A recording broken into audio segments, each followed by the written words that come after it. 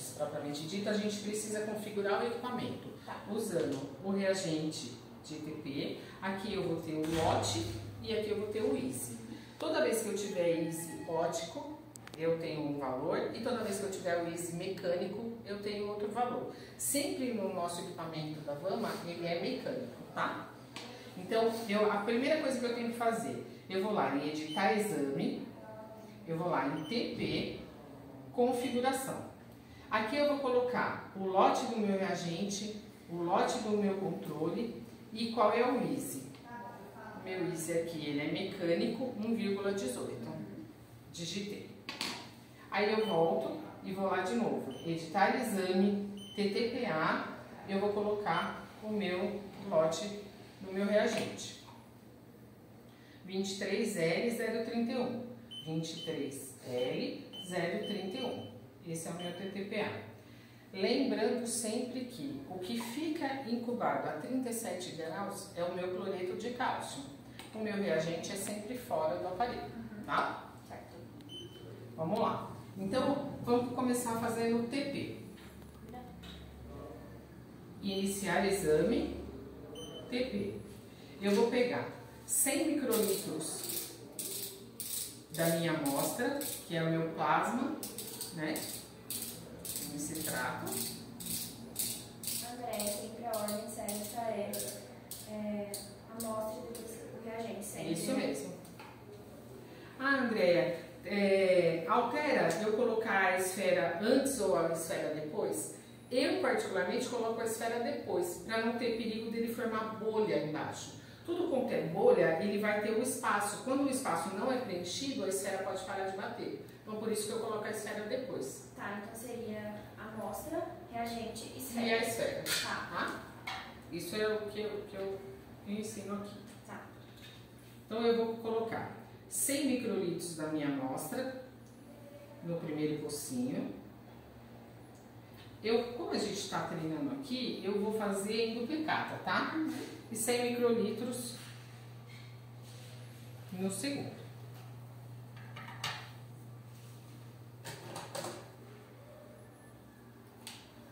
E agora eu vou colocar 200, vou colocar a minha esfera. Antes do reagente. Antes, desculpa, depois. Tá. Antes. E vou colocar para incubar aqui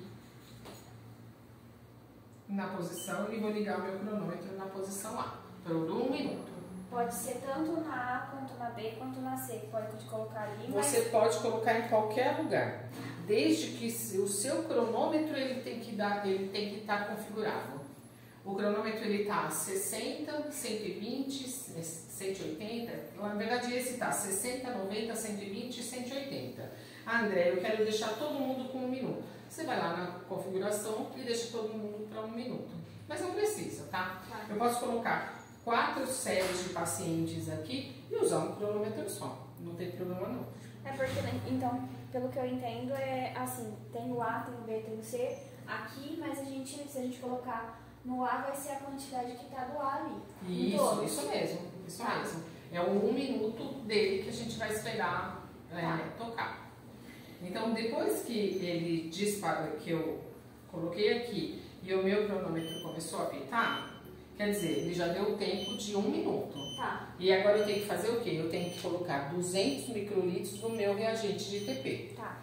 Então, eu vou lá, aperto de novo o botãozinho no A e passo ele para a zona teste. Essa aqui é onde eu vou trabalhar. Eu vou colocar 200 microlitros.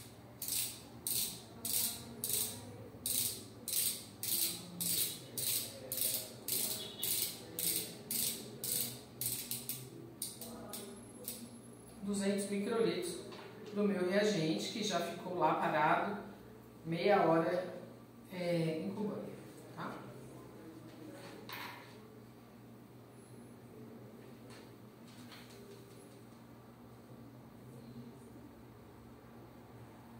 Vou posicionar na posição 1 e apertar até o fim. Por que até o fim? Porque essa pipeta, ela tem um sensor. É ela que faz o disparo na máquina. E agora eu vou na posição 2. Andréia, quando acontece de a pipeta parar de funcionar... A gente tem um start na máquina. Sim, que aí aperta ali no status, né? Isso mesmo. Aí, qual é o momento correto do cliente apertar?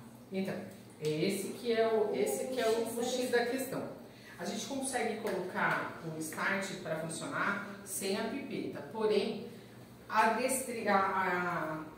velocidade que ele tem que fazer tem que ser muito rápida. Por quê? Porque eu vou ter que disparar e apertar. Ao mesmo tempo. Ao mesmo tempo, né? Então você vai ter que disparar e apertar tudo junto. Sincronizado. Isso pode levar alguns segundos.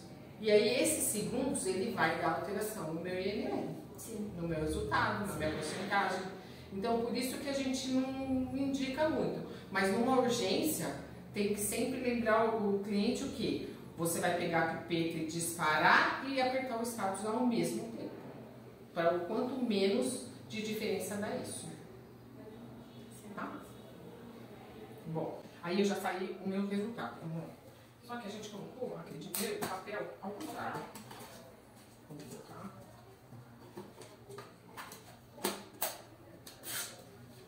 De novo, só para eu... Aqui, ó. Isso, pronto, agora foi 14 segundos. Então, o que ele sai aqui no meu resultado? Ele sai o tempo do meu paciente, 14 segundos. A relação dele entre ele e o meu controle, 1,05. A porcentagem, 90,4%. E o meu INR. E aqui embaixo o meu controle, 100%.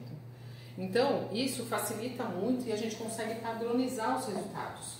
Porque uma coisa é você fazer usando o banho-maria, o seu cronômetro manual, e você depende do talento da pessoa que está fazendo. Porque ela precisa, ao mesmo tempo, acionar o cronômetro manual, olhar para o frasquinho, né, onde vai começar a formar a fibrina.